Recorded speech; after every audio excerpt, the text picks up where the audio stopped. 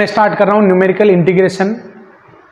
Numerical differentiation अभी recently भी अपना कंप्लीट हुआ है, उस क्लिप को मैंने ब्रेक कर दिया ताकि इंटीग्रेशन वाला पार्ट उसके साथ थोड़ा सा कंफ्यूजिंग सा नहीं लगे, इस वजह से।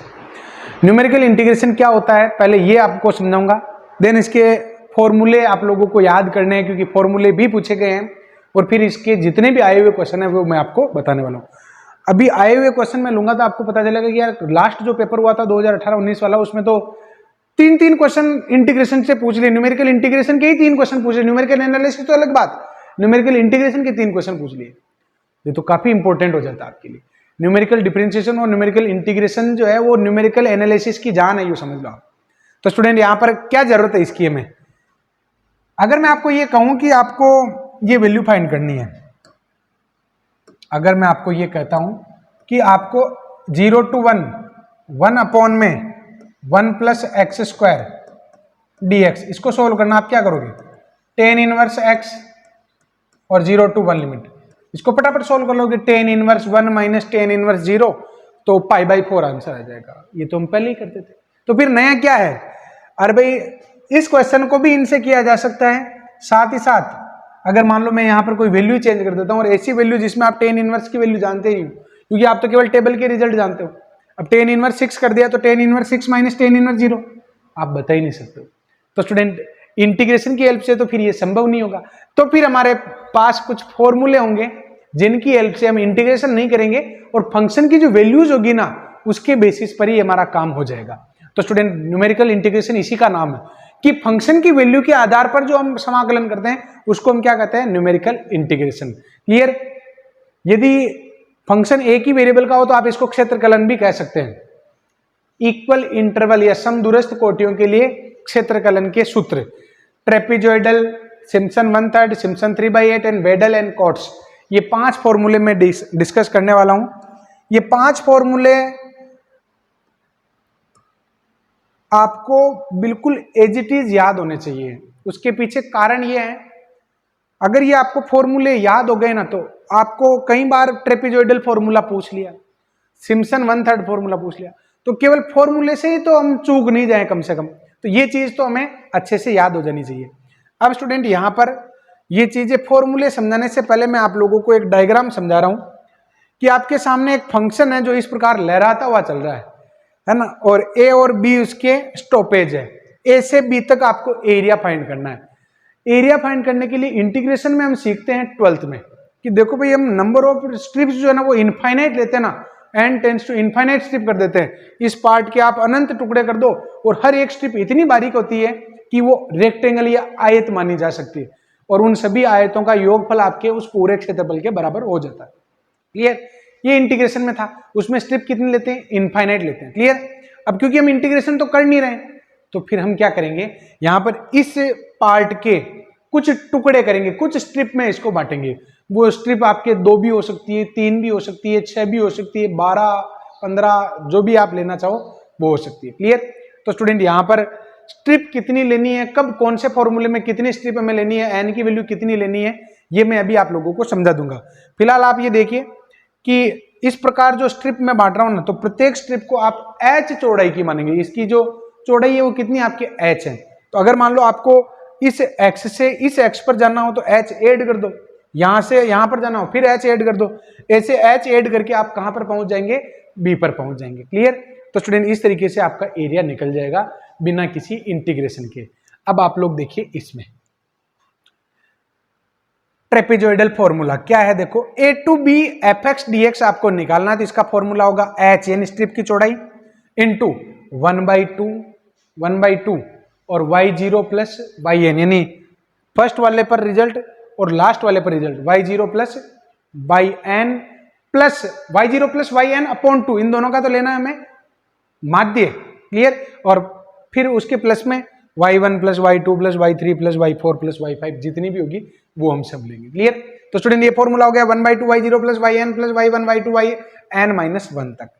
जहां ये h क्या समस्या है, तो h चौड़ाई है, उस स्ट्रिप की चौड़ाई है। स्ट्रिप की चौड़ाई कैसे निकालोगे, this minus this upon n, और n की वैल्यू आपकी तरफ से मानी जाएगी, अपनी तरफ से मानी जाएगी। कैसे मानेंगे वो मैं आप लोगों को बता दूंगा। क्लियर। तो स्टूडेंट यहां पर एच की वैल्यू निकालने का formula b minus a upon n, where n equals to something. तो ट्रेपेजॉइडल फॉर्मूले में आप एन की वैल्यू क्या ले सकते हैं, तो ट्रेपेजॉइडल फॉर्मूले में आपके पास छूट है, एन की वैल्यू आप कुछ भी ले सकते हो, एन की वैल्यू आप कुछ भी ले सकते हो। क्लियर? तो स्टूडेंट ये तो फायदा ही हुआ, आप कुछ भी ले सकते हो, तो ये तो मजेदार बात है ना। देखो ए टू बी, ये एच निकालेंगे B minus a upon N, और ये जो लाइनें लिखी हुई ना ये इंपॉर्टेंट इस वजह से, अभी आप जब अगली स्क्रीन पर नेक्स्ट स्लाइड में जब क्वेश्चन देखेंगे तो पता चलेगा कि ये तो क्वेश्चन इससे भी आ रहे हैं, तो इनको भी देख लीजिए आप। इसमें फलन को सरल रेखीय कहा जाता है, ट्रेपेजॉइडल फॉर्मूला जो होता है उसमें फलन को क्या कहा जाता है, सरल रेखीय, क्योंकि इसमें आप एन की वैल्यू 1 ले सकते हो। क्लियर? तो स्टूडेंट इसमें फलन को सरल रेखीय एक घातीय बहुपद y बराबर ax प्लस b के रूप में माना जाता है। क्लियर? इसलिए इसे रेखिक सूत्र भी कहते हैं, और सामान्य क्षेत्रकलन में इसमें n बराबर 1 भी रख सकते हो। क्लियर? और भी वैल्यू रख सकते हो, लेकिन n बराबर 1 भी आप रख सकते हो। आगे बात समझ में? अच्छा स्टूडेंट, पूछा क्या गया था कि निम्न में से परवलयिक सूत्र किसको कहते हैं? Option trapezoidal, Simpson 1/3, Simpson 3/8 and Weddle. Then परवलयिक किसको कहते हैं? सिम्पसन को कहते हैं। तो इसको रेखिक किसको कहते हैं? ट्रेपेजॉइडल को। अब मैं आ जाता हूं सिम्पसन 1/3 3/8 सिम्पसन 1/3 रूल पर। इसका फॉर्मूला क्या होता है? A to b f x d x h/3। याद करने का प्रयास करो कि आज ही याद हो जाए तो समस्या ही खत्म हो जाए। क्लियर? 2-3 बार आप पेन चलाओगे ना तो समस्या खत्म हो जाएगी। अब आपको वैसे तो अब हो ही गया है, तो बचा ही क्या है। वैसे मैं ये कह रहा था आपको कि अब आपको नोट्स नहीं बनाने चाहिए, क्योंकि टाइम पास आ गया, नजदीक आ गया। तो अब तो वैसे ही लास्ट क्लास है, 2-3 क्लास बना लेना आप, तो जो चल रहा था आपका वही चलाना। फॉर्मूला देखो आप, तो h/3 फर्स्ट और last plus 4 into y1 y3 y5 2 into y2 y4 y6 यानी सम वाले। क्या है? h/3 y1 y0 plus yn plus 4 into विषम वाले और 2 इंटू सम वाले। क्लियर? यहां पर h की वैल्यू हम कैसे निकालेंगे? b minus a upon N, और n की जो वैल्यू है यहां पर कम से कम 2 होनी चाहिए, या 2 का गुणज होनी चाहिए। क्लियर? तो स्टूडेंट h बराबर b minus a upon N, और सामान्य सूत्र में यहां पर n बराबर 2 प्रतिस्थापित किया जाता है। क्लियर? या 2 का गुणज भी प्रतिस्थापित कर सकते हैं। फलन को 2 घात का बहुपद मानते हैं। क्यों? क्योंकि यहां पर आपके n का मान क्या है? 2, तो ऑब्वियसली यहां पर जो बहुपद है वो कितने घात का हो जाएगा? 2 घात का हो जाएगा। तो y बराबर ax² plus bx plus c बराबर 0, इसीलिए इसे परवलयिक सूत्र कहते हैं। क्यों? y बराबर जो आपके द्विघात समीकरण लिखी हुई, द्विघात समीकरण को आप कंप्लीट स्क्वायर में चेंज कर सकते हैं, तो ये तो y बराबर x² टाइप का हुआ ना, और y बराबर x² टाइप तो परवलय होता है, तो पैराबोलिक कह सकते हैं ना इसको। तो सिम्पसन 1/3 को क्या कह सकते हैं आप? पैराबोलिक कह सकते हैं। क्लियर? सिम्पसन 3/8 पर आ जाओ, इसका भी फॉर्मूले याद करने में थोड़ी सी परेशानी हो सकती है, लेकिन ये परेशानी हमें जेल नहीं होगी, क्योंकि मैं आपको आगे के मेरे 3-4 जो शॉर्ट्स वीडियो होंगे उनको आप जरूर देखना, उसमें कुछ मेरे पास ऐसे आइडियाज हैं जिनको आप लोग देखकर इन चीजों को छोड़ोगे नहीं कभी भी। Clear? Simpson 3/8 rule, a to b f x d x, इसका formula 3h/8 y0 plus yn plus 3 into special y1 y2 y4 y5 and so on, और 2 इंटू y3 y6 इस प्रकार से। यानी 3 के गुणज इसमें नहीं है और 3 के गुणज इधर आ जाएंगे। क्लियर? तो देखो ना यहाँ पर 3h/8 y0 plus yn 3 into 1 2 4 5 इस प्रकार से 3 वाले इसमें नहीं आ रहे, 3 वाले इसमें आ जाएंगे। सामान्य क्षेत्रकलन में इसमें n की आपको मिनिमम वैल्यू, ये फॉर्मूला अगर आप लगाना चाहते हो तो n की मिनिमम वैल्यू आपको 3 लेनी है, या फिर 3 का गुणज लेना है। आगे बात समझ में? n की वैल्यू आपको या तो 3 या 3 का मल्टीपल लेना, और इस प्रकार अगर n की वैल्यू 3 लेते हैं तो इक्वेशन जो आपके एक क्यूबिक बनेगी। क्लियर? एक और रूल आपका इंतजार कर रहा है, वेडल्स रूल। वेडल रूल क्या है? देखो, a to b f x d x बराबर 3h/10। अब ये जो फॉर्मूला है स्टूडेंट काफी इंटरेस्टिंग है, और ये याद करने में जितना बड़ा आपको दिख रहा है ना, वैसा इतना परेशान करने वाला नहीं है। कैसे? देखो आप y0 y1 y2 y3 y4 y5 y6 लिख दिया ना, फिर अब इनके गुणांक लिखो 1 5 1 6 1 5 1। क्लियर? और फिर अगली लाइन वापस y6 से ही शुरू होगी, y6 y7 y8 9 10 11 12 अगेन 1 5 1 6 1 5 और 1। क्लियर? ये इसका वेडल का रूल है। वेडल रूल की क्या खास बात है कि इसके लिए आपको मिनिमम जो टर्म्स है, n की जो मिनिमम वैल्यू है वो आपके क्या होनी चाहिए? या तो 6 होनी चाहिए या 6 का गुणज होनी चाहिए, या तो 6 या 6 का गुणज होनी चाहिए। क्लियर? अब मेरी बात सुनो, कोई एक क्वेश्चन है पर्टिकुलर और उस क्वेश्चन में आपको ये कह रहा है कि इस क्वेश्चन को आप सिम्पसन 1/3 से भी करो, आप इसको 3/8 रूल से भी करो, आप वेडल से भी करो। तो सिम्पसन 1/3 रूल के लिए आपको सबसे पहले n लेट करना होगा, सभी क्वेश्चन में n लेट करना होगा। तो सिम्पसन 1/3 के लिए n बराबर या तो 2, 4, 6, 8 इस प्रकार मान सकते हो, 3/8 के लिए 3, 6, 9 इस प्रकार मान सकते हो, और वेडल के लिए 6, 12, 18 इस प्रकार मान सकते हो। क्लियर? तो स्टूडेंट सबके लिए अलग अलग मानेंगे तो काफी समय लग जाएगा, तो फिर आपको ऐसी वैल्यू लेट करनी है जिसमें तीनों की बात रह जाए। n बराबर 6 अगर आप मान लेते हो तो सिम्पसन 1/3 भी लग जाएगा, सिम्पसन 2/3, उन्हीं आंकड़ों के लिए सिम्पसन 3/8 लग जाएगा और उन्हीं आंकड़ों के लिए वेडल का भी लग जाएगा। क्लियर? तो स्टूडेंट यहां पर n बराबर 6 ऐसी वैल्यू है जिस पर ये तीनों रूल आपके काम करेंगे। ये जो मैंने लाइन बोली ये भी इंपॉर्टेंट है। अब स्टूडेंट यहां पर मैं आप लोगों को कुछ क्वेश्चन आप लोगों को बता रहा हूं जो आपके अभी रिसेंटली पूछे गए हैं। सिम्पसन 1/3 रूल में बहुपद की घात किससे ज्यादा नहीं होती है? तो सिम्पसन 1/3 रूल जो होता है ना उसमें द्विघाती वक्र होता है, 2 से ज्यादा नहीं होती।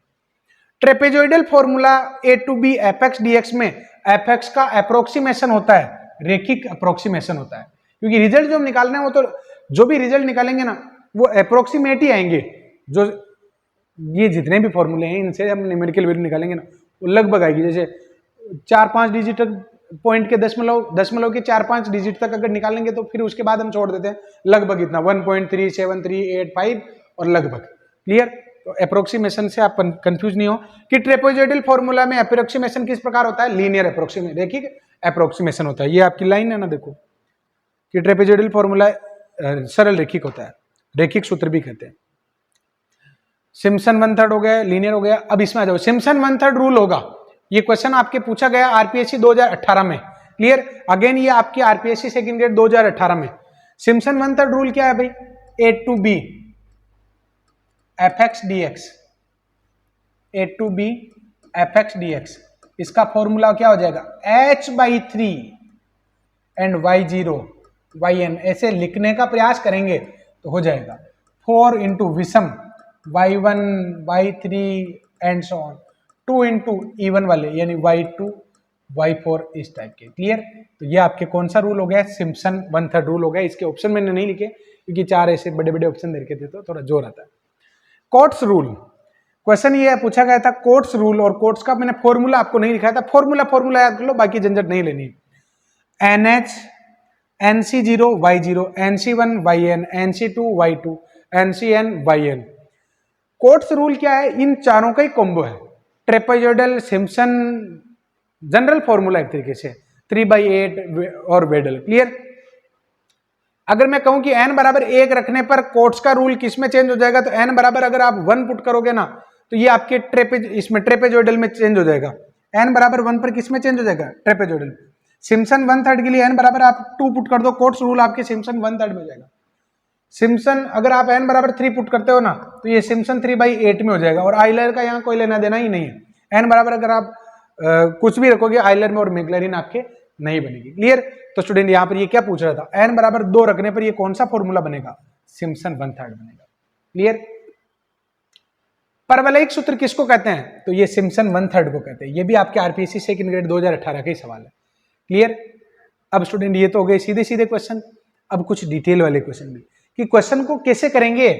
आरपीएससी का ये वाला तो नहीं है, ये आरपीएससी सेकंड ग्रेड का क्वेश्चन है, ये सेकंड ग्रेड 2010 का क्वेश्चन है, तो ये सारे क्वेश्चन भी मैं आप लोगों को बता रहा हूं। क्लियर? हालांकि इसमें कैलकुलेटर की आवश्यकता पड़ती है, लेकिन वो कैलकुलेटर से जिनकी आवश्यकता पड़ती है वो पहले अगर सामने हो तो फिर क्वेश्चन को कर लेना चाहिए। वैसे तो ये बहुत भारी पड़ते हैं, इन क्वेश्चन को अगर कैलकुलेटर ही लगाना पड़े तब तो बहुत भारी पड़ता है, लेकिन अगर सीधा ही हलवा दे रखा हो तब तो आप करो ना यार इसको। देखो आप सिम्पसन 1/3 रूल से, अब मैं आपको बताता हूं कि ये तो आपको ट्रेपेजोइडल से भी पूछ सकता है, सिम्पसन 1/3 या 3/8 या वेडल किसी से ही पूछ सकता है, लेकिन आप सिम्पसन 1/3 से करना।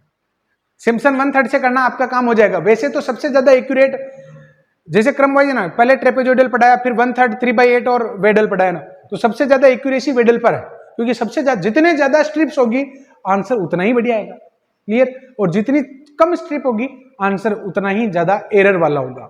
तो स्टूडेंट यहाँ पर आप एन की वैल्यू जितनी ज्यादा लोगे ना उतना ही बढ़िया आंसर आएगा। तो एन की सबसे ज्यादा वैल्यू जो है वो कौन लेता है, वेडल में लेते हैं। तो स्टूडेंट वेडल वाला सबसे एक्यूरेट आंसर देता है। क्लियर। ट्रेपेजोइडल में सबसे ज्यादा एरर आता है अप्रोक्स, जैसे 2 आंसर आना, 2 नहीं आके 2.3 आ जाता है, 2.1 आ जाता है, 1.9 आ जाता है, इस प्रकार से। सिम्पसन का एरर और कम होता है और वेडल का थोड़ा और ज्यादा नजदीक होता है आंसर। तो स्टूडेंट यहाँ पर परफेक्शन के मामले में अगर मैं पूछूं कि सबसे बढ़िया फॉर्मूला कौन सा है, तो वेडल का, उसके बाद 3/8, उसके बाद 1/3, उसके बाद ट्रेपेजोइडल। क्लियर। तो स्टूडेंट यहाँ पर आप सभी क्वेश्चन को सिम्पसन 1/3 से ही करेंगे। क्लियर। क्योंकि अपने जो ऑप्शन होंगे ना वो आपको अलाउ कर देंगे, क्योंकि आपके ऑप्शन अगर मान लो गैप है, अगर एक का गैप है तो आप कर सकते हो। अगर मान लो 1.38, 1.379, 1.376 ऐसे अगर ऑप्शन दे रखे हैं ना तब तो समस्या होती। ऑप्शन दे रखे हैं 2 पॉइंट एंड 3 पॉइंट, तब आप कोई भी फॉर्मूला लगाने के लिए फ्री रहेंगे। तो कोई भी फॉर्मूला अगर लगाने के लिए फ्री रहेंगे तो सिम्पसन 1/3 ही रखना। क्लियर। तो मैं आप लोगों को क्वेश्चन करना सिखा रहा हूं, कैसे क्वेश्चन को करते हैं। सबसे पहले आप देखो e की पावर x dx 0 to 4 आपको दे रखा है और सिम्पसन 1/3 से इसकी वैल्यू आपको फाइंड करनी है। ठीक बात। जब भी आपको क्वेश्चन करना हो सबसे पहले आप n लेट करोगे, n की वैल्यू आप क्या लेट करोगे 2, क्योंकि सिम्पसन 1/3 के लिए हम तो ये चाहेंगे कम से कम मानना पड़ेगा। n की वैल्यू ज्यादा मानने में दिक्कत ये है कि इतने सारे मान कौन निकाले। n बराबर 2 मान लिया ना, तो h बराबर हो जाएगा आपके b - a अपॉन में n, तो h का मान क्या आ गया 2 आ गया। क्लियर। और fx आपके यहां पर क्या है, fx है आपके यहां पर e की पावर में x है। तो स्टूडेंट यहां पर जो ये वैल्यू है वो क्या आ जाएगी, देखो जो आपने वैल्यू निकाली है ना वो हम यहां पर काम में ले लेते हैं। ये तो है x और ये है y। x की पहली वैल्यू क्या है 0। फिर इसमें क्योंकि आपको x से अगर आगे जाना है तो x में आपको क्या ऐड करना होगा h, हर बार आगे जाने के लिए h जोड़ना होगा। तो स्टूडेंट यहां पर आप लोग देखो कि h मुझे जोड़ना है, जैसे तो 0 में h जोड़ो तो यह आ जाएगा 2, फिर 2 में h ऐड करोगे तो क्या आ जाएगा 4, और आपकी एंडिंग वैल्यू 4 ही है, तो इससे आगे आपको नहीं जाना। क्लियर। अब इसके करस्पॉन्डिंग आप y निकाल लो। तो स्टूडेंट ये fx जो है ना, इसमें अगर x की जगह 0 रखोगे तो ये e की पावर 0 आ जाएगा। फिर अगर x की जगह 2 पुट करोगे तो e स्क्वायर आ जाएगा। फिर अगर ये पुट करोगे तो e की पावर 4 आ जाएगा। क्लियर। तो स्टूडेंट ये तो हो गया आपके y0, ये हो गई वैल्यू आपके y1 और ये वैल्यू हो गई आपके y2। मैं इसको करवाने वाला हूं आपको सिम्पसन 1/3 से, सिम्पसन 1/3 रूल। और ये क्या होता है आपके, ये रूल होता है आपके a to b fx dx बराबर h/3 and y0 plus yn, फिर 4 इंटू विषम वाले यानी y1 प्लस y3 और 2 इंटू y2 y4 इस प्रकार वाले। क्लियर। तो स्टूडेंट आपके पास हाईएस्ट वैल्यू कितनी है y2 है ना, तो बस रिपीट नहीं करना, कोई भी वैल्यू एक से ज्यादा बार काम में नहीं लेनी आपको। तो स्टूडेंट यहां पर आप लोग देखिए h की वैल्यू तो क्या आई आपकी, वो पुट कर दो 2, ये तो हो जाएगा 2/3, और y0 कितना है, तो y0 है आपके 1, yn कितना है, तो ये y2 के बराबर y0 y2 plus 4 into y1 आएगा। इसमें एक भी नहीं लिखोगे आप, क्यों, क्योंकि यहां पर आपके पास कोई भी वैल्यू नहीं है, क्योंकि y2 तो आपने यहां पर काम में ले लिया। क्लियर। फर्स्ट और लास्ट के बाद में जो बचता है ना वो यहां पर आता है। तो इन वैल्यू को अगर आप लिखोगे तो ये तो हो गए आपके 0.66, y0 की वैल्यू कितनी है, तो y0 किधर गया, ये रहा y0, इसकी वैल्यू आपके 1 है। y2 की वैल्यू कितनी है e की पावर 4 जो आपके दे रखा है 54.60, और 4 इंटू y1, और y1 की वैल्यू कितनी है ई स्क्वायर जो आपके कितना दे रखा है 7.39। अब इसकी कैलकुलेशन जब आप करोगे तो ये आपके 53.87 के लगभग आंसर आ जाएगा। क्लियर। कैलकुलेशन पर मुझे आप लोगों पर भरोसा है। क्लियर। अब स्टूडेंट यहां पर ये तो कैलकुलेशन की बात होगी, देखो कैलकुलेशन तो आप लोग कर सकते हैं, एक मेथड तो हो गया ये, लास्ट में तो बस कैलकुलेशन करने में तो जोर आएगा, बाकी तो सिस्टम आप लोगों को समझना है, सिस्टम समझना है, बस सिस्टम से वंचित मत रह जाना। अब आप लोग देखो इसको मैं एक और मेथड से कर रहा हूं कि ये तो कह रहा है सिम्पसन 1/3, लेकिन अगर मान लो अपनी दाल गल सकती है कि पुराने मेथड ही काम कर रहे हो तो वो भी एक बार ट्राई करके देख लो ना। e की पावर x इसका इंटीग्रेशन हो जाएगा 0 to 4 लिमिट दे रखी है, e की पावर 4 माइनस e की पावर 0, e की पावर 4 की वैल्यू दे रखी है 53.60 और ये हो जाएगा 1। आंसर क्या आ जाएगा 53.60। तो स्टूडेंट अप्रोक्सीमेट आंसर जो है ना यही है। परफेक्ट आंसर तो ये है, क्लियर। ये आपके जब हमने इससे निकाला तो ये क्या रहा 53.60, तो 53 वाला एक ही आंसर आपके दे रखा, तो उसको आप बिना किसी एजिटेशन के टिक कर देना। नॉट एग्जैक्ट, अप्रोक्सीमेट आंसर आपको मिलेगा, क्लियर। तो स्टूडेंट ये आपके फर्स्ट एग्जाम्पल हो गया। अब मैं क्वेश्चन ले रहा हूँ वेडल नियम से इसको करना है। किसकी कह रहा है ये? वेडल नियम की। तो वेडल से नहीं करेंगे, हमें कोई मेडल नहीं चाहिए जो वेडल से करेंगे, क्योंकि वेडल के लिए एन का मान 6 लेना पड़ता है। एन का मान 6 अगर लोगे ना तो जो सारणी है उसमें कैलकुलेशन काफ़ी बढ़ जाएगी, और हमारे पास कैलकुलेटर और टाइम नहीं है, दोनों ही नहीं है। तो हम इसको वेडल से नहीं करेंगे, हम इसको सिम्पसन से करेंगे। तो देखो कैसे, सिम्पसन से ही आप इसको करेंगे, क्योंकि हम कौन सा डिस्क्रिप्टिव पढ़ रहे हैं। लेट एन इक्वल्स टू आप मान लो 2, एन की मिनिमम वैल्यू मान लिया। तो एच बराबर आपकी क्या हो जाएगा बी माइनस ए अपॉन में एन, तो ये आ जाएगा 3। और एफ एक्स आपकी क्या हो गया, तो एफ एक्स हो जाएगा आपके 1 अपॉन में 1 प्लस एक्स स्क्वायर, क्लियर। तो स्टूडेंट यहाँ पर ये जो वैल्यूज आई है वो हम लिख लेते थे। ये तो है आपके x और ये हो गया आपके y। x की वैल्यू क्या क्या है, x की न्यूनतम मान है 0, फिर उसमें अगर h जोड़ोगे तो 3 आ जाएगा, फिर इसमें भी h जोड़ोगे तो 6 आ जाएगा, क्लियर, पहुंच गए वहां पर।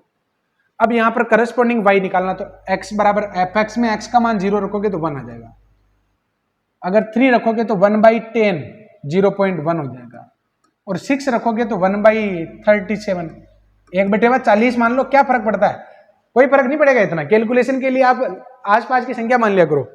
तो स्टूडेंट ये तो कितना होता है 0.25 अपॉन में 10, तो ये 0.025 आएगा। बस ऐसे कर लिया करो कैलकुलेशन को इजी करने के लिए। आप लगभग वैल्यू, क्योंकि एक में 37 का भाग दो, एक में 40 का भाग दो, फर्क क्या पड़ेगा 0.0।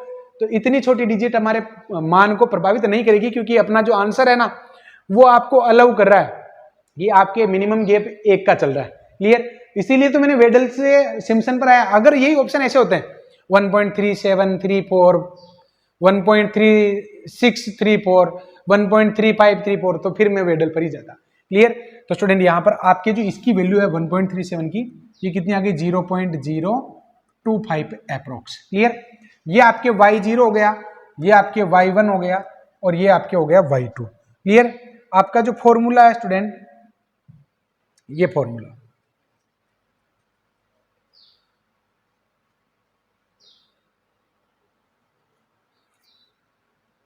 वाह, कोई बात नहीं, लिख लेते हैं, कॉपी करना चाह रहा था। अब देखो यहाँ पर सिम्पसन 1/3 रूल अगर आप यहाँ पर अप्लाई करोगे तो बोलो देखिए क्या है।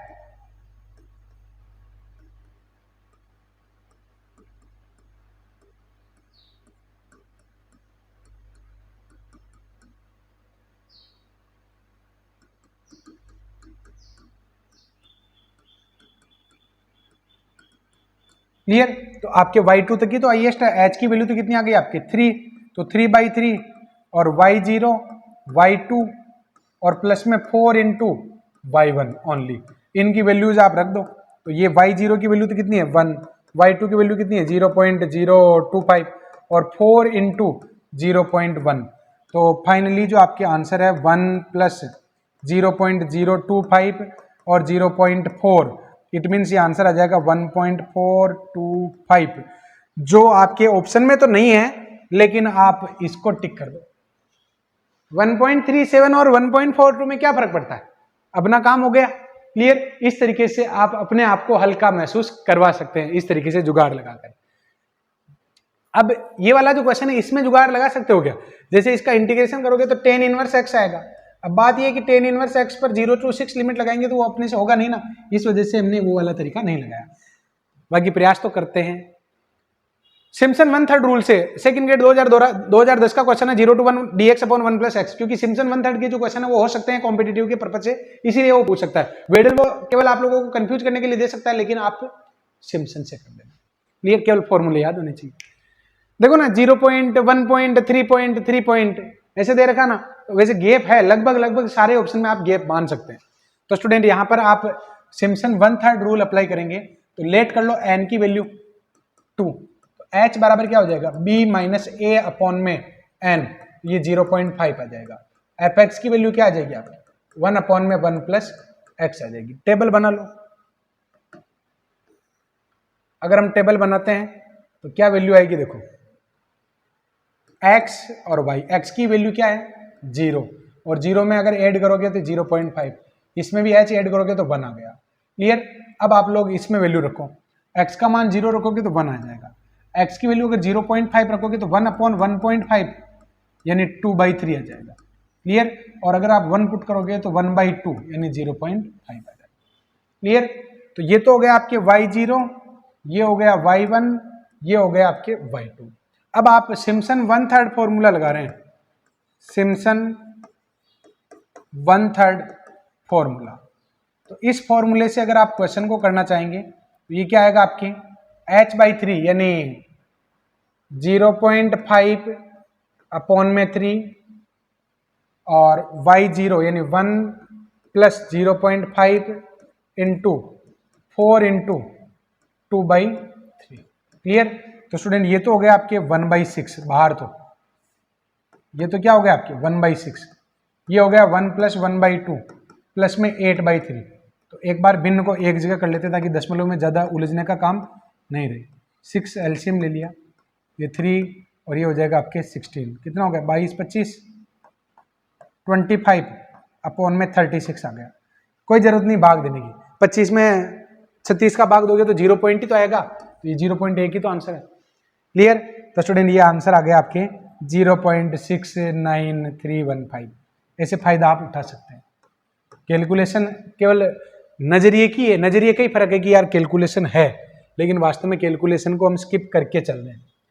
अब इसका एक मेथड और बता देता हूँ, और एक मेथड और क्या है अपने पास, इसका तो आप इंटीग्रेशन कर सकते थे, ये तो आपके log 1 + x हो जाता, और log 1 + x पर आप लिमिट अगर अप्लाई करते हो 0 to 1 तो ये आएगा आपके log 2 और माइनस में log 1। तो log 2 की वैल्यू तो हमें पता ही नहीं है, और log 1 की वैल्यू हो जाती है 0। अब स्टूडेंट एक बात बताओ, log 2 की वैल्यू तो वास्तव में अगर सही बताऊं तो log 2 की वैल्यू मैं भी याद नहीं करता। मैंने क्या याद कर रखा है, log 1, log 0, log e, log infinite, इनकी वैल्यूज याद कर रखी। log 2 आ गया, कोई बात नहीं, हम कुछ अल्टरनेट निकाल लेंगे। कैसे देखो, अच्छा देखो ये x के मान है, x1, x का मान 2, ये e। अगर मैं आपको ये कहूं कि log e की log 1 की वैल्यू क्या है तो 0, अगर मैं आपको ये कहूं कि log e की वैल्यू क्या है तो 1। क्लियर। अच्छा देखो log e का मान 2.7 के लगभग होता है, 2.72 अप्रोक्स अपन मान सकते हैं। क्लियर। log 1 पर वैल्यू 0 है, log 2.7 पर वैल्यू 1 है, तो log 2 पर तो वैल्यू 0 पॉइंट समथिंग ही होगी ना, क्योंकि 0 और 1 के बीच के आंसर तो 0 पॉइंट समथिंग ही होंगे। तो आपका जो आंसर है स्टूडेंट 0.69 ऐसे भी आप निकाल सकते हो। क्लियर। तो ये आपके हो गया ना क्वेश्चन। तो स्टूडेंट ये इंटीग्रेशन पूरा हुआ, न्यूमेरिकल इंटीग्रेशन आपके कंप्लीट हुआ। अब एक लास्ट 10 मिनट की और क्लास हम लेंगे, न्यूमेरिकल एनालिसिस को ही कंप्लीट कर लेंगे, जिसमें न्यूटन रैप्सन मेथड, न्यूटन ये मिथ्या विधि, इसके फॉर्मूले और जुगाड़ से रूट्स निकालना मैं आपको बताऊंगा। क्लियर। केवल फॉर्मूले याद कराऊंगा और रूट्स निकालने का तरीका मैं आपको दूसरा बताऊंगा। क्लियर। तो उसको भी हम इसी में ले लेते हैं। कोई भी सपना साकार करने के लिए सबसे जरूरी है सही कोच का होना। चुनिए RK क्लासेस को और करें अपने फर्स्ट एंड सेकंड मैथ्स का सपना साकार। Download the app now. तो स्टूडेंट फाइनली न्यूमेरिकल एनालिसिस का एंडिंग वाला लेक्चर आपके सामने है, जिसमें कुछ रूट्स निकालने से रिलेटेड फंडामेंटल है, जिसमें आप लोग देकार्ते नियम की बात करेंगे, विभाजन नियम की बात करेंगे, न्यूटन रैप्सन, रेगुला फाल्सी मेथड, इनके फॉर्मूले और इनसे रूट्स निकाले कैसे जाते हैं उनके तरीकों पर बात करेंगे। मेथड अपनी जगह स्टैंड रहेगा और हम कोई दूसरी गली से उसका आंसर निकालने का प्रयास करेंगे। क्लियर। और ये आपके मेथड आपके सिलेबस में कहीं भी नहीं है, सेकेंड ग्रेड में, तो फर्स्ट ग्रेड में है। देकार्ते का चिन्ह नियम, समीकरण सिद्धांत जो हम पढ़ते हैं ना, उसमें आता है। इस मेथड को आप लोग एक बार, ये लाइन ही है, कोई मेथड नहीं, बस ये लाइन है, सीधी सी बात ये है। कोई समीकरण आपको दे रखी है, एक समीकरण आपको दे रखी है, जिसको मैं आपके सामने, जैसे मैं आपको 1, 2 और 3 मूलों, 2 और 1 जिसके मूल है ना, वो समीकरण लिख रहा हूं, ये समीकरण लिख लें। क्लियर। अब अगर मैं आपको ये कहूं कि इसका जो मूल है वो आपको निकालना है, जैसे यूं समझो 1 और 2 से समीकरण बनी आपके x² -3x और प्लस का 2। अगर इसमें आप x बराबर 1 रखते हैं तो ये आएगा आपके 0, और x बराबर 2 रखते हैं तो ये आपके आएगा अगेन 0। क्लियर। अब स्टूडेंट यहाँ पर आप लोग ध्यान से देखना, ये 1 2, अब मैं एक ले रहा हूँ 1.5 और एक ले रहा हूँ मैं 2.5। इसका एक मूल आपके क्या है 1 है ना।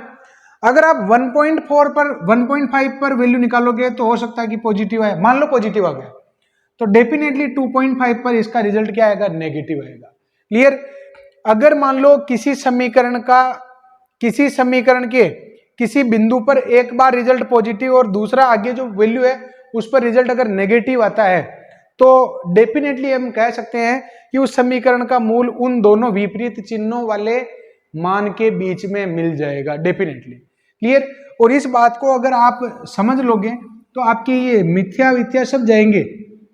मिथ्या मेथड हुआ, फिर ये रेगुलर फाल्सी होगा, न्यूटन राप्सन हुआ, सब आपके ऐसे ही हो जाएंगे। देखो कैसे, देकार्ते का चिन्ह नियम क्या है कि यदि किसी समीकरण fx बराबर 0 में x बराबर a और x बराबर b रखने पर fx के चिन्ह विपरीत आते हैं तो उस समीकरण का मूल a व b के मध्य होता है। ये इसका चिन्ह का नियम है। क्लियर। जैसे कि आपके पास एक समीकरण लिखी हुई है और मुझे ये बताना है कि बताओ इसका मूल जो है ना वो कहाँ मिलेगा। वैसे तो 3 घात की समीकरण है तो 3 मूल होंगे, तो इस नियम से अगर आप निकालना चाहते हो तो स्टूडेंट यहां पर आप लोग इसमें अगर f1 पुट करते हो ना क्या आएगा, देखो f वो 1 अगर आप निकालोगे तो 1 - 1 - 10 यानी नेगेटिव आएगा। क्लियर। और अगर आप f2 लेना चाहते हो तो f2 कितना आएगा, 8 - 2 - 10, ये भी क्या आएगा, नेगेटिव आएगा। अगर आप f3 पुट करोगे ना तो ये आ जाएगा 27 - 3 - 10, ये क्या आएगा, पॉजिटिव आएगा। तो स्टूडेंट यहां पर एक बात बताओ, 2 पर तो चिन्ह आया आपके नेगेटिव और 3 पर इसका चिन्ह आया आपके पॉजिटिव, यानी इसका मूल 2 और 3 के बीच में, मूल जो है ना इसका मूल 2 व 3 के मध्य है। बस इतनी सी बात समझ लेने से आपके 3 मेथड बिल्कुल आराम से सोल्व हो जाएंगे। क्लियर। आपने क्या किया है, वैल्यू रख के देखिए, 2 पर चिन्ह नेगेटिव आ रहा है और 3 पर क्या आ रहा है, धनात्मक, इसका मतलब डेफिनेटली इसका मूल 2 और 3 के, भले ही वो 2.1 हो चाहे 2.99 हो, कुछ भी हो, लेकिन 2 और 3 के बीच में होगा। क्लियर। ये देकार्ते का चिन्ह नियम है। अब स्टूडेंट यहां पर इसके जो मेथड है इन पर हम डिस्कस कर लेते हैं। देखो विभाजन विधि सबसे बेसिक मेथड है जो इसी पर आधारित है। देखो fx बराबर 0 के रूट्स के लिए अगर मान लो कोई समीकरण fx बराबर 0 उसके रूट्स निकालना चाहते हो, उसमें आपने a रखा, मान लो पॉजिटिव आ गया, b रखा, मान लो नेगेटिव आ गया, तो हम कह देंगे कि मूल a और b के बीच में। अब a और b के बीच में हम इस स्पेस को कम करते जाएंगे कि 2 और 3 के बीच में वो मूल 2.99 है या फिर 2.55 है, कितना है, तो हम उस स्पेस को जो गैप है ना उसको कम करते जाएंगे। और कम करने के लिए क्या करेंगे, a और b का माध्य निकाल लो, मान लो आपके आ गया x1, क्या आ गया आपके x1 आ गया। अब स्टूडेंट मान लो x1 हमने निकाल लिया a + b/2 और उस पर आप वैल्यू निकाल रहे हो, अगेन x1 पर a और b पर तो वैल्यू निकाल रहे हो कि a पर पॉजिटिव है b पर नेगेटिव है। अब आपने x1 पर जब निकाली ना तो वैल्यू मान लो x1 पर उसका फलन का जो मान है वो पॉजिटिव आया, तो इसका मतलब मूल जो है अब x1 और b के बीच में कहो, क्योंकि इन दोनों के बीच में तो समान चिन्ह नहीं होंगे। फिर ये परिशोधन हो गया, अब इनके बीच में भी गैप को आधा कर दो, जैसे ये x2 आ गया, x2 पर अगर चिन्ह निकालेंगे और अगर मान लो नेगेटिव आ गया तब तो x1 और x2 के बीच में होगा, अगर मान लो पॉजिटिव आ गया तो x2 और b के बीच में होगा। ऐसे आधा आधा करते जाएंगे और हम उस मूल के बिल्कुल नजदीक पहुंच जाएंगे। क्लियर। सबसे सिंपल मेथड है, सबसे सिंपल मेथड, और प्रत्येक क्वेश्चन इससे किया जा सकता है, प्रत्येक क्वेश्चन इससे किया जा सकता है। क्लियर। अब स्टूडेंट यहां पर यदि fx1 ग्रेटर देन 0 हो तो मूल x1, ये तो जो मैंने लाइन बोली है वो की हुई बात है। इस विधि में अभिसरण सरल रेखीय होता है, अभिसरण जो कन्वर्जेंस होता है ना वो सरल रेखीय होता है, लीनियर होता है, और रेट ऑफ कन्वर्जेंस आपके 1/2 होती है। अभिसरण की दर क्या होती है आपके 1/2 होती है। ये चीज भी आप लोग ध्यान में रखें।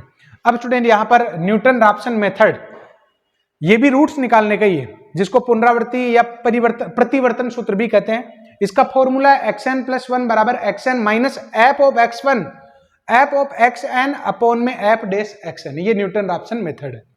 अभिसरण इसमें द्विघाती होता है। क्लियर। इसमें अभिसरण किस प्रकार का होता है, द्विघाती है। सबसे तेज अभिसरित होने वाली ये विधि है।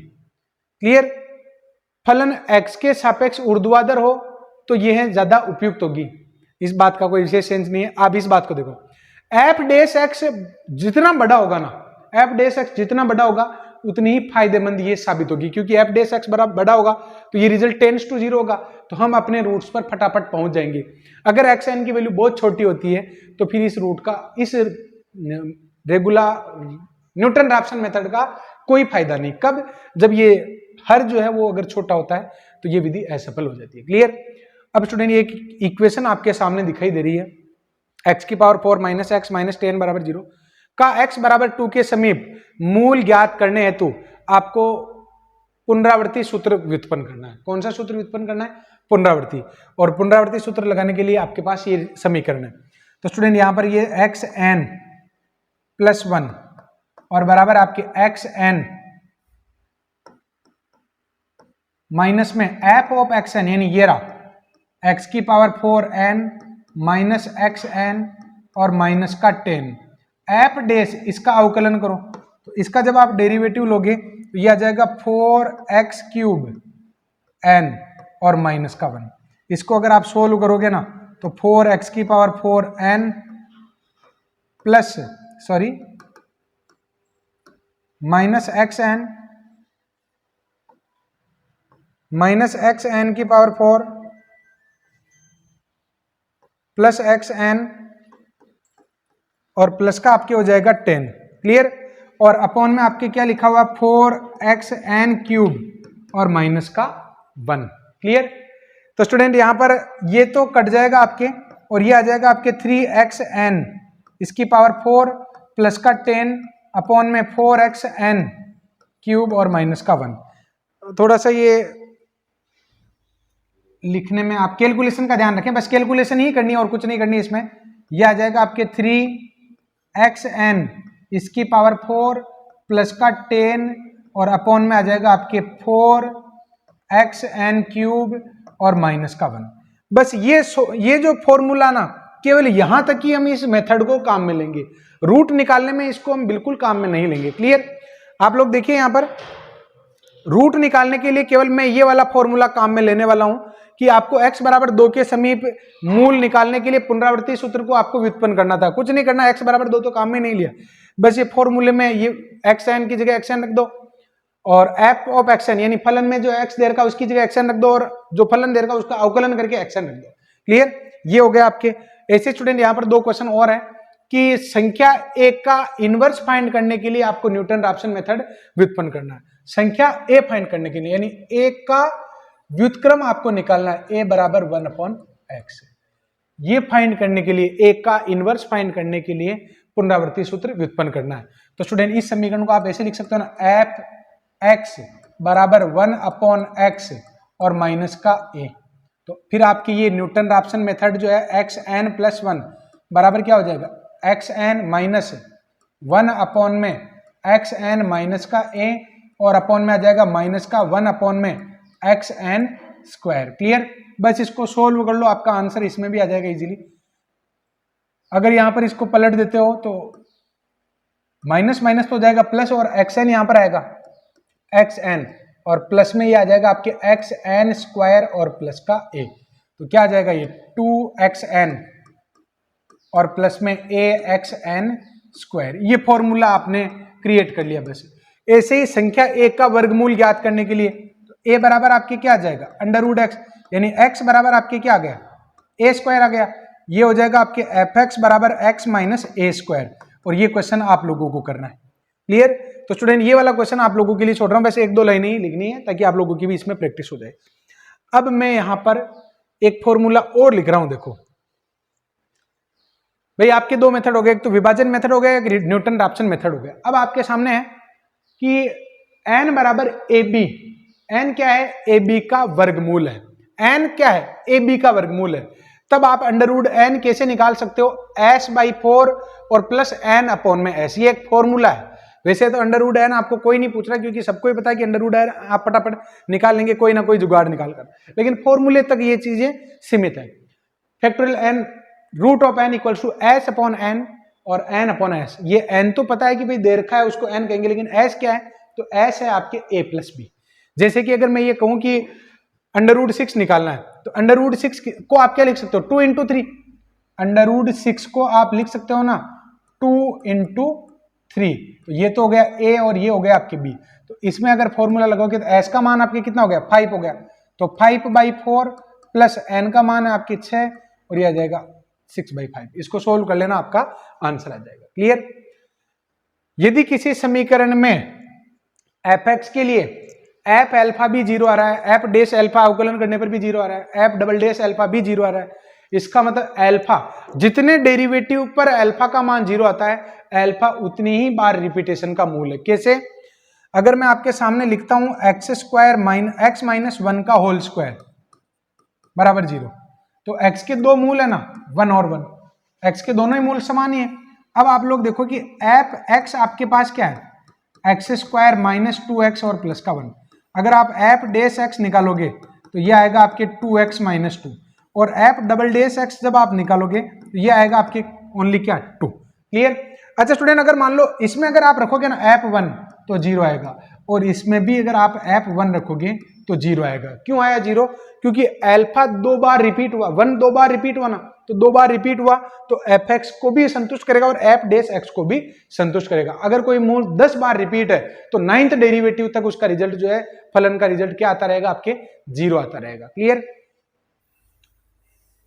तो बहुल मूल के लिए अगर आपको मल्टीपल रूट्स निकालने हैं तो बहुल मूल के लिए न्यूटन रैप्सन का ही मेथड है, जिसमें x बराबर a आपके अगर k घात का बहुल मूल हो तो इसका फॉर्मूला हो जाएगा आपके xn+1 xn माइनस यहाँ k और आ जाएगा आपके। क्लियर। एक आपके रेगुलर फॉल्सी मेथड है जिसका फॉर्मूला है xn+1 बराबर xn minus xn-1 f of xn और f of xn minus f of xn-1। ये फॉर्मूला आप लोगों को याद करना है। इस विधि को रेखिक अंतर्वेशन कहते हैं और अभिसरण की दर 1.618 होती है, ये याद रखने वाली बात है। क्लियर। अब स्टूडेंट, जो आप लोगों के जो सामने हैं ये क्वेश्चन आपके पूछे गए हैं, जो क्वेश्चन पूछे गए हैं वो सारे क्वेश्चन मैं आप लोगों को ले रहा हूं और कोशिश करेंगे कि इसका कोई अल्टरनेटिव मेथड हम लगाएं। इस इक्वेशन का एक मूल अल्फा है, तो अल्फा किसके बीच में स्थित है? आपके जो रिजल्ट दे रखे हैं -2 -1 +1 इस प्रकार दे रखे हैं। ये तो है -2, फिर -1, फिर वैल्यू दे रखी है 1, फिर दे रखी है 2, फिर दे रखी है 3, और इनके बीच में नहीं होगा तो इनको भी लिख देंगे। क्लियर। तो स्टूडेंट यहां पर -2 पर जब निकालोगे तो नेगेटिव माइनस का तो 8 और प्लस के 14, बस ये पॉजिटिव चिन्ह आ गया। -1 पर जब निकालोगे तो पॉजिटिव आएगा, 1 पर जब निकालोगे ना, x बराबर 1 रखो, इसमें नेगेटिव आएगा। x बराबर 2 पुट करोगे ना तो 8 - 14 + 2 क्या आएगा, नेगेटिव आएगा। x बराबर 3 रखोगे 27 - 21 और प्लस का 2 आ जाएगा, क्या आएगा, पॉजिटिव आएगा। बताओ कहां पर है इसका मूल? तो 2 और 3 के बीच में स्थित है। क्लियर। अब आप देखिए न्यूटन रैप्सन मेथड से x³ - 3x² - 5 इसके 4 स्थान तक मूल निकालने हैं, 4 स्थान तक आपको मूल निकालने हैं। तो स्टूडेंट इस क्वेश्चन को वैसे एक बार मैं फॉर्मूले से तो बता ही देता हूं, थोड़ा सा ही बताऊंगा, इससे फॉर्मूले से तो पूरा करवाऊंगा नहीं आपको, क्योंकि कैलकुलेटर अलाउ है ही नहीं। तो xn+1 = xn। सबसे पहले आप ये देखो कि समीकरण का अप्रोक्सीमेट वो रेंज क्या है जिसके बीच में हमें मूल मिल सकता है। अगर आप 1 रखोगे ना तो नेगेटिव आएगा, अगर आप 2 रखोगे क्या आएगा, 2 अगर पुट करते हो तो 8 और नेगेटिव आएगा, इस 2 पर इसकी वैल्यू आएगी नेगेटिव, और अगर आप 3 रखते हो तो ये आएगा आपके पॉजिटिव। यानी इसका जो रूट है 2 और 3 के बीच में आपको मिल जाएगा। रूट का मिल जाएगा 2 और 3 के बीच में। क्लियर। तो स्टूडेंट यहां पर अब कैसे करोगे ये काम? तो x0 रूट इसका 2 व 3 के मध्य है, 2 व 3 के मध्य है। अब आपको क्या करना पड़ेगा, लेट x0 n बराबर 0 पर आप निकालोगे ना, सबसे पहले n बराबर आप क्या रखोगे, 0 से, तो यह आ जाएगा आपके x1 बराबर x0 minus f of x0 upon में f डैश x0, और x0 क्या है, जो आपके इनिशियल मूल है ना, ये इसको आप x0 मान लो। तो लेट x0 बराबर आपके क्या आ जाएगा, 2। अब x0 इसमें वैल्यू रखना और वैल्यू निकालना, आपका आंसर आ जाएगा। क्लियर। मतलब x बराबर 2 रखोगे, फिर जो रिजल्ट आएगा उस पर निकालोगे, तो 2-3 बार ऐसे करते हैं ना तो आंसर आ जाता है। लेकिन इसमें कैलकुलेशन काफी बढ़ जाती है। थोड़ा सा मैंने डेमो ही दिया है, एक लाइन आप लोगों को अगर मान लो सोल्व करवाऊं तो क्या आएगा आपके x1 का रिजल्ट आ जाएगा 2 माइनस, इसमें रखोगे तो कितना आएगा 8 2 3 माइनस का 3 आएगा, और एफ डैश यानी 3x² माइनस का 3, तो इसमें भी अगर आप 2 पुट करोगे ना तो 12 में से 3 जाएगा तो 9 आ जाएगा आपके। तो ये रूट जो है स्टूडेंट आपके लगभग 2.33 के अप्रोक्स आपके रूट आ गए। क्लियर।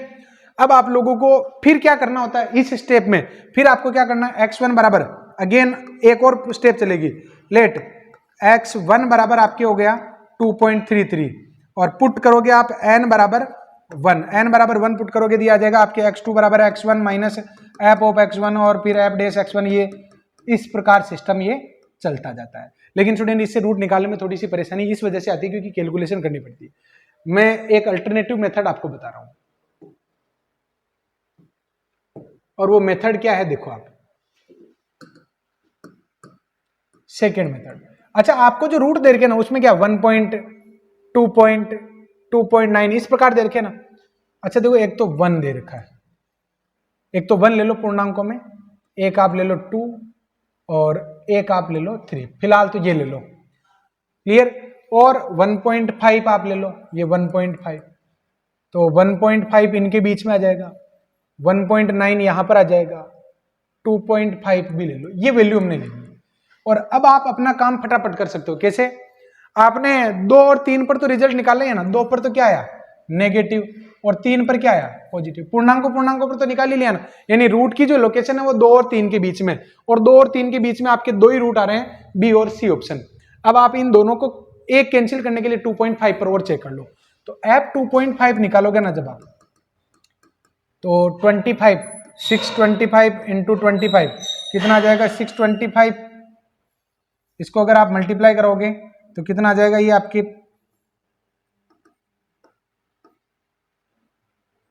और ये आ जाएगा आपके 1250। तो वैल्यू आ जाएगी स्टूडेंट यहां पर 15,625 और 3 टाइम, यानी ये आ जाएगा 15625 और माइनस में 7.5 और माइनस का 5। तो क्या आ रहा है रिजल्ट, बिल्कुल यहां पर ये पॉजिटिव आ रहा है, यहां पर रिजल्ट क्या आ रहा है पॉजिटिव आ रहा है। तो बताओ रूट की लोकेशन कहां पर होगी, 2 से 2.5 के बीच में, जो आपके इसकी तरफ लेकर जाएगा। क्लियर। तो न्यूटन रैप्सन का जो डर है वो भी खत्म हो जाएगा। देखो ऐसे न्यूटन रैप्सन मेथड से ये कह रहा है कि इनिशियल रूट अगर 2.5 आपको बता दिया जाए, जैसे यहां पर ये इनिशियल रूट है ना वो 2 हमने मान लिया, ऐसे ये कह रहा है कि इस न्यूटन रैप्सन मेथड से x³ माइनस x माइनस 10 बराबर 0 का इनिशियल रूट 2.5 हो तो अगला मूल आपका कहां पर होगा। तो स्टूडेंट इस बात को कंफर्म करने के लिए आपको अगेन इसी का सहारा लेना है जो अभी हमने किया। आपको क्या क्या दे रखा है 2.3 पर 2.3, फिर आप ले लो 2.4, 2.4 तो है ही नहीं यहाँ पर, 2.5 ले लो आप सीधे, फिर आप ले लो 2.6, इससे आपको पता चल जाएगा। क्लियर। तो 2.3 पर आप वैल्यू निकालो, तो इसका जब क्यूब करोगे तो 529 और 23 से गुणा कराओगे 27, 6 और 2 8 और 15, और ये कितना आ जाएगा 1058, तो 7 6 11 2, तो 12 पॉइंट यह आ जाएगा 12.16 और माइनस में 4.6 और माइनस का 10 क्या आएगा ये नेगेटिव आएगा। यहां पर क्या है आपके नेगेटिव आएगा। अब आप निकालो 2.5 पर, 2.5 पर निकालोगे तो अभी हमने किया ही ना 15 पॉइंट कितना आया था 15 पॉइंट समथिंग आया था ना 15.625, 15.625 माइनस में 2.5 और माइनस का 10, यहां पर रिजल्ट क्या आ रहा है दोस्तों पॉजिटिव आ रहा है। यहां पर पॉजिटिव आ रहा है 2.3 से लेकर 2.5 के बीच में जब हमने देखा तो रिजल्ट पॉजिटिव आ रहा है। इसका मतलब रूट की जो लोकेशन है 2.3 से 2.5 के बीच में है, और ऐसा एकमात्र ऑप्शन है 2.3 से 2. क्योंकि 2.089 आपको यहां पर 2.3 के आगे ही मिलना है। क्लियर। तो कोई यहां पर न्यूटन रैप्सन मेथड नहीं लगाया और आपका काम इजीली हो गया। अब मैं बढ़ता हूं आगे, मिथ्या विधि से आपको इसका रूट निकालना। कोई मिथ्या विधि हम नहीं लगाएंगे, बस सूत्र लिख दिया मैंने एक फॉर्मेलिटी के लिए।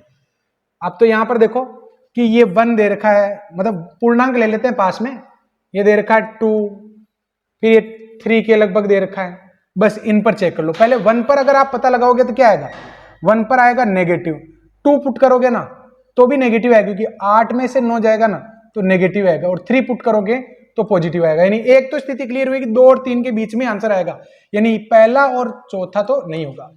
अब आपको इन दोनों में से किसी एक को एक्सेप्ट या रिजेक्ट करना है, तो आपको एक काम करना चाहिए ना, 2.5 पर और चेक कर लेना चाहिए। तो 2.5 पर जब निकालोगे तो ये आ जाएगा 15.625 माइनस में 5 और माइनस में 5, तो क्या आएगा? पॉजिटिव आएगा। यानी रूट की जो लोकेशन है 2 और 2.5 के बीच में, ये आंसर हो जाएगा। क्लियर? किस विधि की अभिसरण की दर प्रारंभिक मान के लिए संवेदी है? सबसे ज्यादा संवेदनशील कौन सी विधि है? न्यूटन राप्सन मेथड, क्योंकि अभी मैंने लिखा था ना कि इस विधि में अभिसरण सबसे तीव्र होता है। क्लियर? ये समीकरण दे रखी है और x cube minus 9x plus 1 का मूल 2 और 4 के बीच में है, तो समद्विभाजन विधि से उन्नत मूल क्या होगा? सेकंड ग्रेड 2019 का क्वेश्चन। ऐसे निकालने में बहुत लंबा पड़ जाएगा। देखो मैंने क्या किया, वैल्यू 2 और 4 के बीच में ही निकालना ना, तो 2 और 4 के बीच में पहला ऑप्शन तो गलत हो गया। क्लियर? अब ये 3 बी और सी डी ऑप्शन है, जिसमें मैंने लिखा 2, फिर उसके बाद सभी ऑप्शन को मैं देख रहा हूं कि सबसे छोटी वैल्यू क्या है? 2.75, उसके बाद में 2.81, 2.96, 3 और 4 लिखो तो लिख दो, नहीं तो उसकी कोई जरूरत नहीं है। 2 पर वैल्यू निकालोगे नेगेटिव आएगी और 3 पर वैल्यू निकालोगे पॉजिटिव आएगी। इसका मतलब 2 और 3 के बीच में आपका मूल स्थित है, 2 और 3 के बीच में आपका रूट लोकेट करता है। अब आप 2.75 पर भी वैल्यू निकालोगे, ये कैलकुलेशन थोड़ी मैंने डायरेक्ट कर दी। 2.75 पर इसकी वैल्यू नेगेटिव आएगी, 2.81 पर भी नेगेटिव आएगी, 2.96 पर पॉजिटिव, 3 पर पॉजिटिव। अब आपको ऑप्शन देखना है। वैसे तो इसका रूट जो है इसके बीच में है, लेकिन ऐसा कोई ऑप्शन ही नहीं है। 2.81 से 2.96 का तो कोई ऑप्शन ही नहीं है, तो कौन सा है? क्या 2.96 से 2.3 के बीच में है क्या? नहीं है। अच्छा 2.2 से 2.81 के बीच में है क्या? तो नहीं है। तो 2.75 से 3 के बीच में है क्या? तो डेफिनेटली 2.75 से 3 के बीच में ही है, क्योंकि यहां पर चिन्ह नेगेटिव है और यहां पर चिन्ह पॉजिटिव है, तो ये इसका आंसर हो जाएगा। क्लियर? न्यूटन राप्सन का फॉर्मूला कौन सा है? तो एक्स एन, ये वाला फॉर्मूला है, सेकंड ग्रेड 2019 का क्वेश्चन है। न्यूटन राप्सन मेथड से x बराबर 2 के निकट आपको रूट निकालना है। तो कैलकुलेशन अब मैंने आप लोगों के लिए पहले ही कर रखी है। ये चीजें वैसे कैलकुलेशन ही तो है। मैंने क्या किया, देखो x बराबर 2 के निकट मूल निकालना ना, सभी ऑप्शन पर नजर रखा हूं। सबसे छोटी वैल्यू क्या है? 1.87, तो 1.8 लिख दिया, फिर 1.9 लिख दिया, फिर 2 लिख दिया, फिर ये 2.1 समथिंग है ना, तो 2.1 भी लिख दिया। 1.8 पर वैल्यू निकालोगे नेगेटिव आएगी, 1.9 पर वैल्यू निकालोगे पॉजिटिव आएगी, 2 पर वैल्यू निकालोगे पॉजिटिव आएगी। बात खत्म हो गई। यही इसका जो रूट है 1.8 से 1.9 के बीच में, तो ये इसका आंसर हो जाएगा। क्लियर? तो स्टूडेंट ये न्यूमेरिकल एनालिसिस पूरी हुई आज के लेक्चर से, और प्रीवियस जो 2 लेक्चर थे जिसमें numerical differentiation and numerical integration और ये मिथ्या राप्सन मेथड, इस टाइप के जो मेथड थे, इससे आपके डेफिनेटली 2 से 3 क्वेश्चन मान के चलिए। ये जो एंडिंग वाले जो 3 लेक्चर है ना, इनको भी देख लोगे आप, और वो डिफरेंस इक्वेशन, तो आपके 3 से 4 क्वेश्चन आराम से हो सकते हैं। एक क्वेश्चन आपके डिफरेंस ऑपरेटर का बन सकता है, और बाकी वो लेंथी टाइप के क्वेश्चन वहां से नहीं बनते, इस वजह से यहाँ से चांसेस रहते हैं। क्लियर? तो स्टूडेंट अगला जो मेरा टॉपिक है उसमें मैं स्टैटिक्स और डायनेमिक्स वाला पार्ट लेने वाला हूं। साथ ही साथ अगर मैं कोर्स लॉन्च कर देता हूं 9-10 का, तो उसके लेक्चर भी आपको मिलेंगे। क्लियर? तो स्टूडेंट आप लोगों की भी अगर रिक्वायरमेंट है तो आप लोग वहां पर कमेंट बॉक्स में लिखिए कि हाँ सर करना चाहिए। अदरवाइज अगर मान लो खुद ही सेल पढ़ लेते हैं तो फिर कोई दिक्कत नहीं है। क्लियर? वैसे स्टूडेंट मेरा ये प्रयास है कि 9-10 का जो कंटेंट है उसमें से जो लगभग आपके 20 क्वेश्चन आते हैं, लगभग जो आपके 20 क्वेश्चन आते हैं, 20 to 25 जो क्वेश्चन आते हैं, उस पार्ट को भी हम इतना ज्यादा स्ट्रॉन्ग कर लें कि वहां से आपके एक सिंगल क्वेश्चन भी गलत नहीं हो। क्योंकि 180 प्लस 80 यानी 260 का जो मैथ्स का जो पार्ट है ना, इसमें से अपना बहुत जबरदस्त स्कोर होना चाहिए, ताकि कट ऑफ और आपकी जो रैंक है ना उसको हम जबरदस्त इंप्रूव कर सके। तो दोस्तों मिलते हैं नेक्स्ट पार्ट में, जिसमें कुछ धमाका हम करने वाले हैं। Thank you.